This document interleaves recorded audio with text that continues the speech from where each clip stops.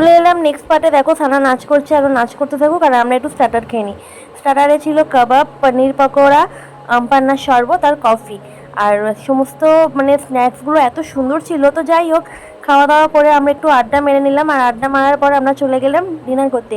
আর ডিনারের সবথেকে বড় কথা, অ্যাম্বিয়েন্সটাই দারুণ ছিল। কাঁসার থালা গ্লাস, উফ, দেখলেই মন ভরে গেছিলো। তো যাই হোক, তারপরে আমাদের প্রথমেই দিল হচ্ছে পাতে ফিশ ফিঙ্গার উইথ স্যালাড আর কাসুন্ডি। তারপরে এলো বাটার নান আর চানা মশলা। মানে এডিট করবো কি, এডিট করতে করতেই আমার লোভ লেগে যাচ্ছে। তো যাই হোক, তারপরে এলো প্লেন সাদা ভাত, ভেটকি পাতুরি উইথ চিকেন কষা।